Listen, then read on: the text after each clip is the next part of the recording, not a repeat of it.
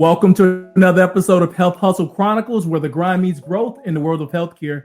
As you know, this ain't your typical podcast because I bring you some of the freshest, some of the livest guests from around the world, Craig. And today we have a very special guest who goes by the name of Kacie Pritt. Kacie, she's a visionary leader and innovator in healthcare, recognized for fostering collaboration and implementing transformative strategies that drive organizational growth and improve patient outcomes. With a proven track record of building meaningful partnerships across diverse sectors, she navigates complex challenges with expertise, leveraging synergies to deliver measurable impact.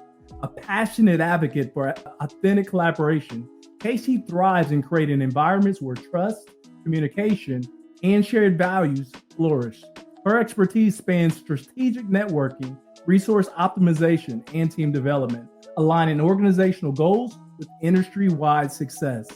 Known for her dynamic and approachable style, she empowers professionals at all levels to embrace collaboration as a strategic advantage, leading to sustainable innovation as well as long-term success.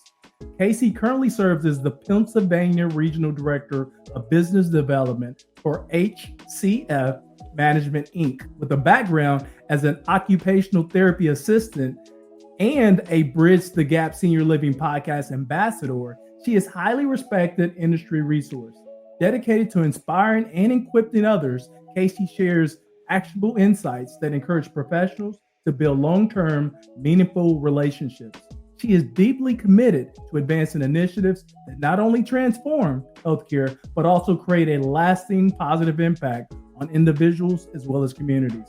Beyond her personal endeavors, Kacie is known for infectious energy, authenticity, and unwavering dedication to spreading positivity. Whether building partnerships or crafting inspirational content, her mission is clear: to encourage others to embrace their unique selves and live life to the fullest. Through her genuine approach and vibrant spirit, Kacie transforms the ordinary into something extraordinary, always striving to uplift as well as inspire those around her. Please put your hands together. Let's welcome Kacie Pritt to the stage. What's up, Kacie? Mic drop. Mic drop. Listen, your bio, I was reading your bio. I mean, when you first sent it to me, I was like, okay, this is 100% her. This is like, you know how some people, like, they try to inflate their bio, right? Try to make themselves super impressive. This is 100% you, and we barely even know each other. I mean, we've been connected on LinkedIn for a minute, but just reading your bio, I'm like, this is spot on. When she's talking about that authenticity, we're talking about creating meaningful contact, inspiring people, living life to the fullest. I see you 100% through and through in your bio. So I'm super pumped, super excited to share this stage with you and to get to know you a little bit better. Yeah, I'm super excited to be here. Thank you for having me. And I just want you to know that putting those words on, like, into a bio was not that easy. Like, I am authentically me and I know who I am, but writing it down, wow, it takes a minute, you know? Right. And it's you, though. I mean, you know, it's an exercise, right? I think it's something we should all do, you know, write and read our own bio. But then when someone else reads your bio and you listen to it, you're like, wow, that's me. Like, I've done that. That truly is me. So that's awesome. Listen, so we can all vibe with you. Please introduce yourself. Who is Kacie Pritt personally? Yep. So I am from a small town in Pennsylvania where I grew up about 10 minutes from where I live now. We had one gas station, no red lights, and 5 bars. So, like, that was it. There's nothing else. No, like, restaurants, you know, that type of thing. Very small. Grew up in a small community, and I started out of school. I went to be an occupational therapist assistant. And through that, I found that I guess I wasn't really, like, as authentically myself in the beginning, because it was just trying to find me, you know, as a 21-year-old out in the industry. And the patients that I worked with, I noticed that whenever I was me, I got better outcomes from them. Like, they were up actually doing therapy at a different level. And that's when I was like, okay, I guess, like, let's just do this. And I started really embracing who I was, and I've transpired that over into my personal life with my son. I have a 3-year-old son who I'm also just trying to really teach him to just embrace that. Wow, that's some good stuff already. So going all the way back, you're from a little small country town. You said it had one stoplight, 5 bars, and what else did you say it had? One gas station, no stoplights, no stop. One gas station, no stoplights, and 5 bars. Yes. And this is where you grew up. So we're talking about what was the population? Beats me. Wow, that is interesting. So and then you also mentioned you have a 3-year-old. Boy or girl? Boy, Colton is his name. His name is Colton. That's awesome. And then professionally, who is Kacie Pritt? So that's a lot. We won't go into all that. But I found throughout my career, I started as a CODA, like I said, and then I went to be a director of rehab. I was occupational therapist assistant, just a treating therapist for about 3 years. Whenever I first was a backup director, I got promoted to be a backup director. And then from there, I went to be a director of rehab at a different company. Stayed with that for a while, but I just found that I like to tell like stories and experiences. I wanted people to feel what we were doing, not just see, and I wanted to also know what everybody else was doing and how they were, like, what are they up to? How can we make this be the best that it can be? And that's where I found my passion for business development, sales, building relationships, and collaboration. And from there, I've just really blossomed, I guess, all of the different avenues that you can go with it. Listen, we're going to get to know more about your professional journey. But before we get really, really deep in that, a lot of people like to listen to the podcast and just kind of not only vibe with people, but to understand like your hustle journey. And basically that hustle journey is those challenges, those setbacks, those things that we have to overcome in order to be the version of the person that we are today. And why a lot of people like this is because they find your words and words from other people inspirational. It helps encourage them, and it helps them understand that, what, if Kacie faced these challenges, I too may have to face similar challenges, especially knowing that she looks for me. She looks like me. She's from this small town environment, just like me. You know what I'm saying? So I would love for the viewers and the listeners to understand what did your hustle journey look like for you? Yeah. So I have an associate's degree, and whenever I started as a CODA, I could not find a full-time job that was close to where I lived. Like, I was driving an hour to an hour and a half at PRN hours, which was basically I could get 10 hours a week or I could get 40. It wasn't predictable. We never knew, right? And then I did get a full-time position. From there, they actually reduced my hours to reduce full-time. And at that point, I'm like, okay, so I'm driving an hour and 15 minutes to work every day. I have a car that I keep having to maintenance because I'm putting 100 miles on a day. How am I ever going to get out of this, or what am I going to do? And I just kept pushing and not ever limiting myself. Like, if I wanted to question or go for it, like, I went for it. And if they said no or it didn't work out, it wasn't meant for me. And I really just I'm trying to think of what the right words are. I tried to just embrace that, I guess. Embrace the uncomfortable, because that's where I found the opportunities. From there, I guess some of the other struggles along the way was just, okay, do I go back to get a bachelor's degree or a master's degree? I knew that I wanted to keep leveling up, but I didn't know what that meant. And I also didn't think that most places would hire me if I didn't have a bachelor or master's degree, because that's what it said on the requirement part of the job post. Right. But I have never gone back. I just have applied, and through my skills and my work, I've been able to get jobs that require master's degrees. So it sounds like you had a lot of resilience, right? Your ability to bounce back, but you also had a lot of mental toughness that you wasn't going to be deterred or broken by setbacks or, hearing no from organizations, especially coming from your small town. So I have some follow-up questions to that. One, are you still in that small town in which you grew up? I'm about 10 minutes from there.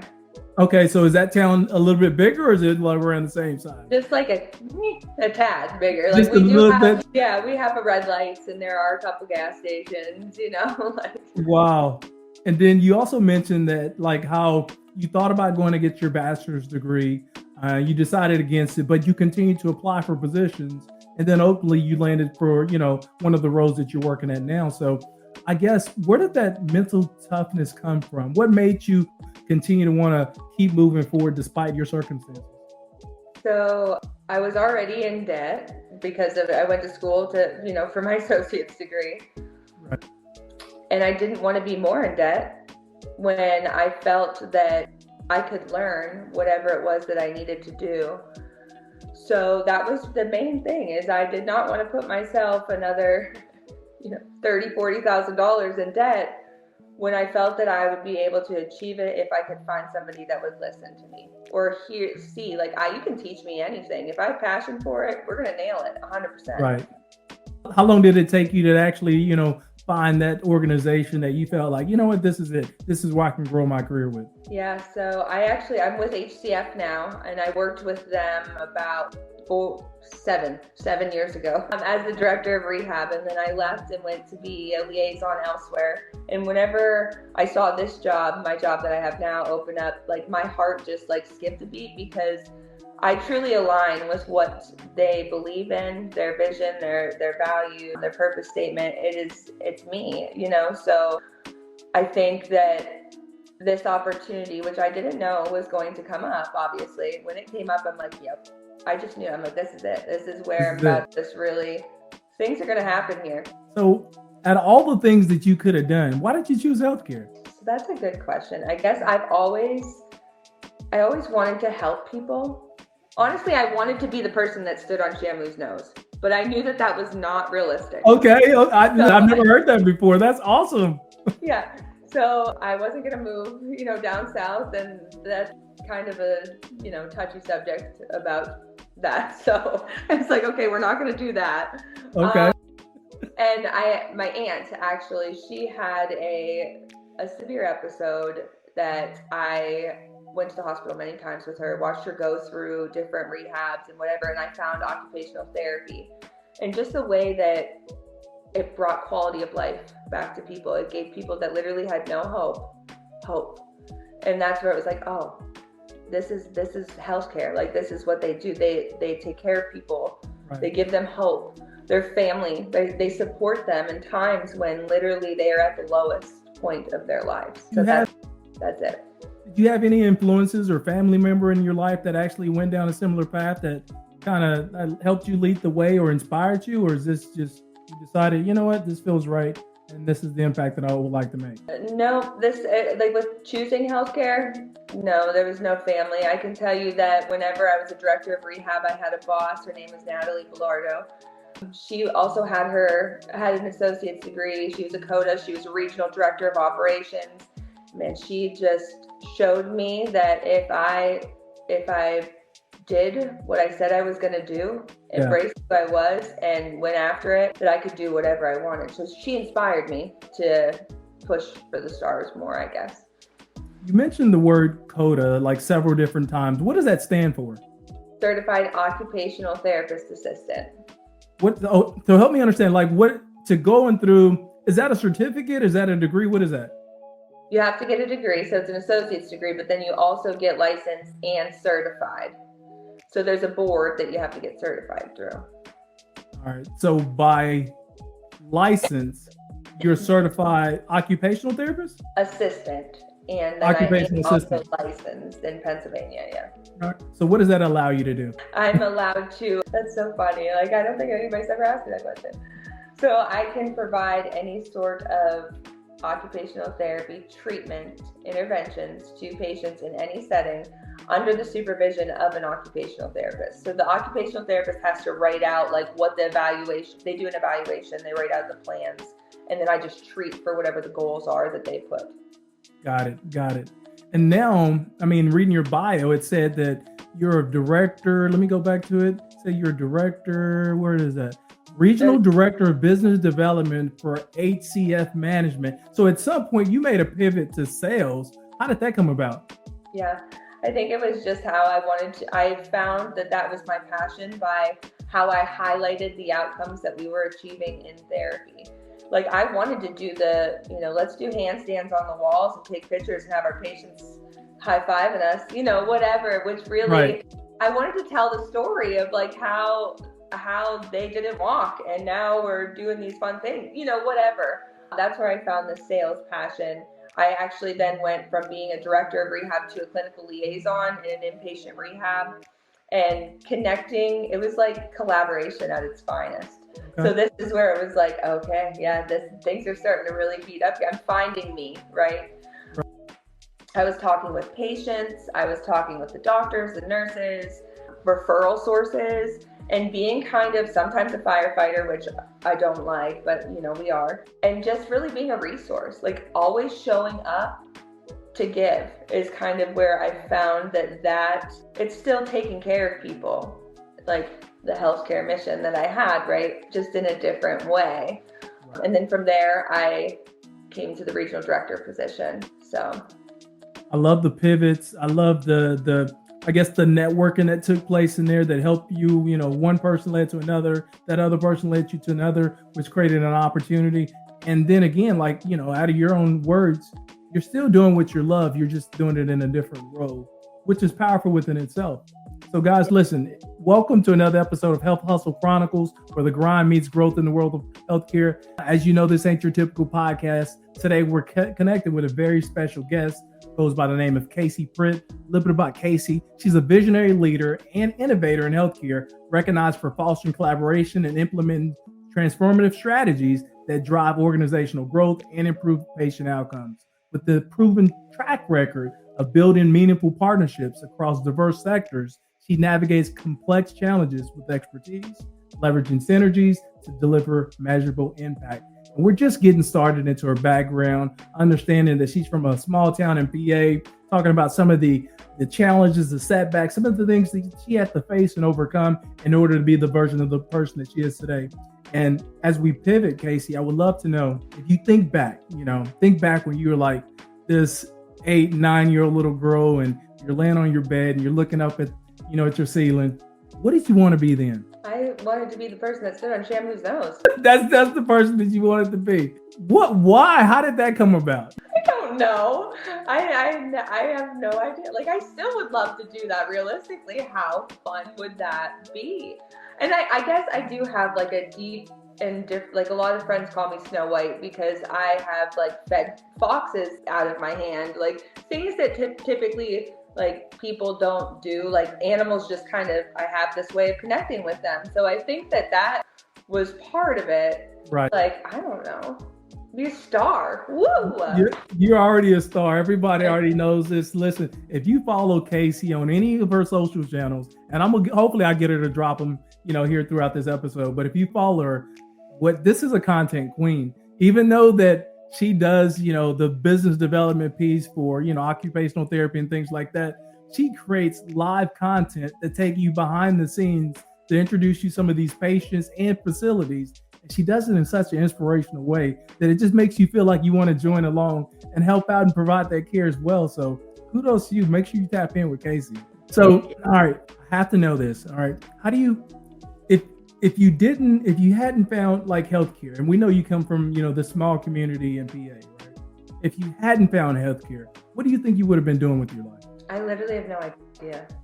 Yeah? Like, I can't even think. I don't know. Like, I don't know. I just feel like I didn't know that I would be where I'm at today whenever I started out in healthcare. Like, I thought I would maybe go and get my master's degree and be an occupational therapist instead of just an assistant.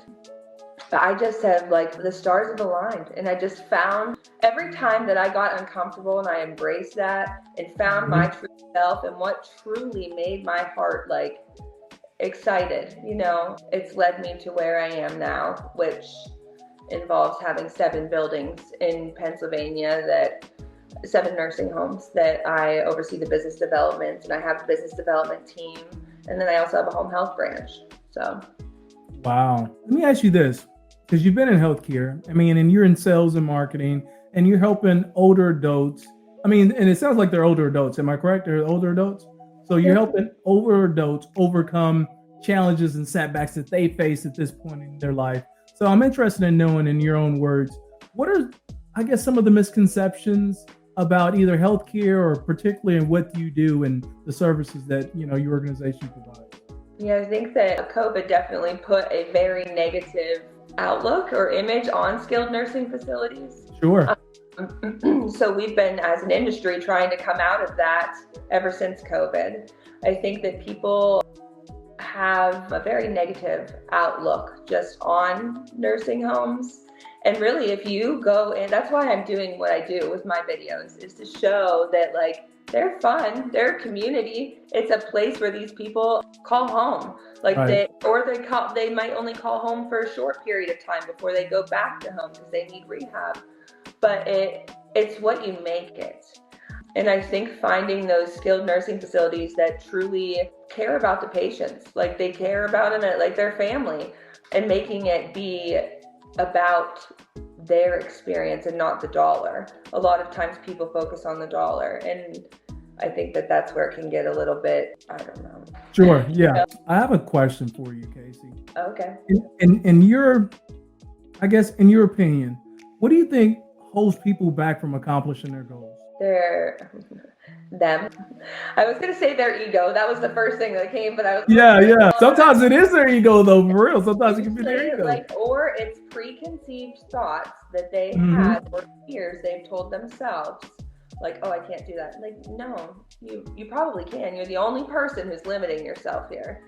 Right. I love that. So it's themselves.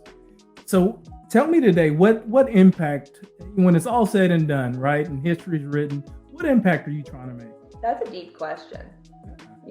I guess the impact that I really would like to have is for people to, in this industry, to stop competing. Like, we're here for the patients and just learning how to work, like collaborate, work together, be who we are. And if we're the right fit for somebody, great. And if not, that's okay too. That's what makes the world go round.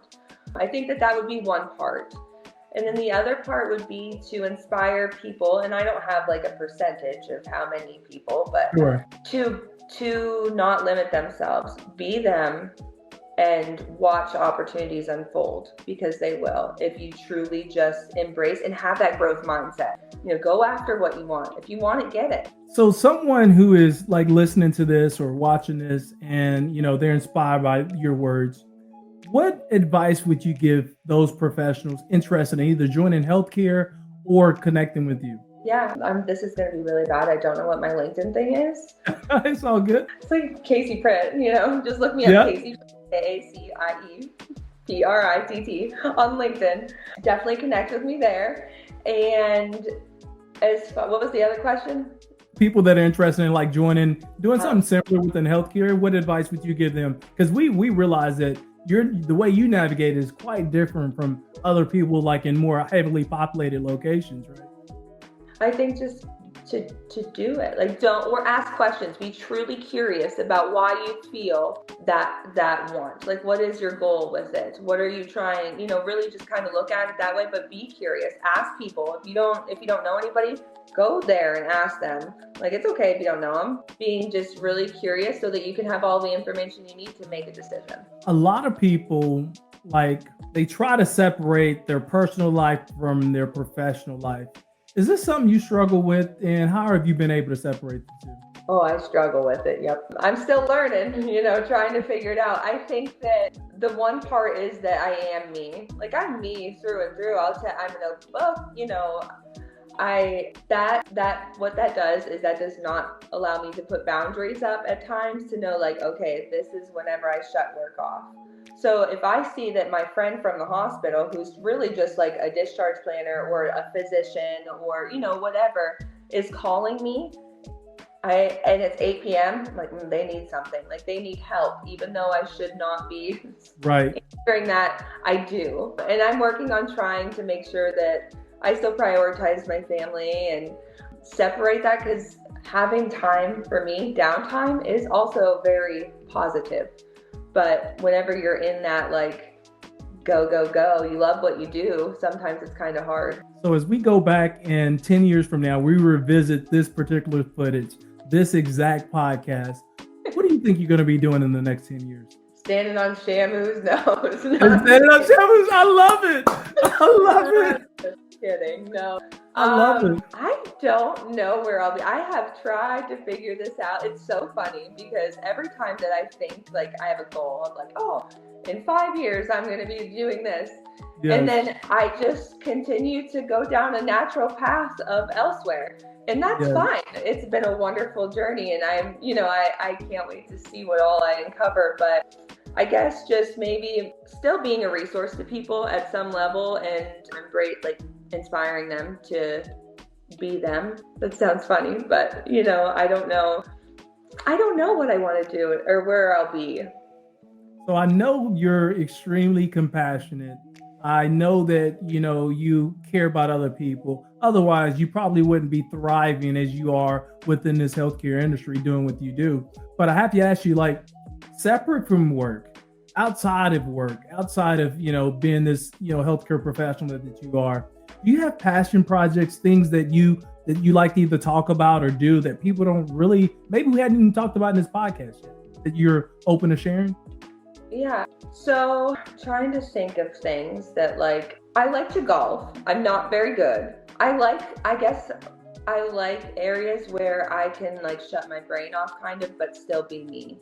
That's things that I enjoy doing outside of work. As far as passion projects, I guess I do kind of have a vision for myself or a goal of maybe doing some sort of consulting or coaching or something like that maybe down the road. So I'm always thinking about ways that I can still help people too on the side, as a passion project. Okay, how could I set somebody else up for success? Or what could that look like? I'm always looking for opportunities, Patrick. That's what it comes down to. I just am always looking for opportunities. That's my passion. And that is what I'm doing when I'm working, when I'm not working, when I'm sleeping. Right. Now, in your bio, we barely touched the surface on it, but you're also the brand ambassador of Bridge the Gap Senior Living Podcast. What does that entail? What is that about? Yeah, so Bridge the Gap is a podcast. It's about senior living industry, where basically there's a bunch of thought leaders that are the ambassadors. They talk about different things that are going on in the industry, and they try to educate, influence, and inform people of all of the things that are going on in the industry and how to get them involved or support or ideas. It's collaboration too. For me, it has been a place where I've been able to connect with leaders that are at the same level or higher or, similar than where I'm at, and have helped me see things through different perspectives. So it's a way of networking that is really fun, and the people that are part of it, they're incredible, they're passionate, I found my people there, the whole vibe. That's awesome. How did that come about? I literally have been watching their episodes for, I don't know, years in the shower, just listening and thinking, all right, someday, maybe someday I'll talk on this.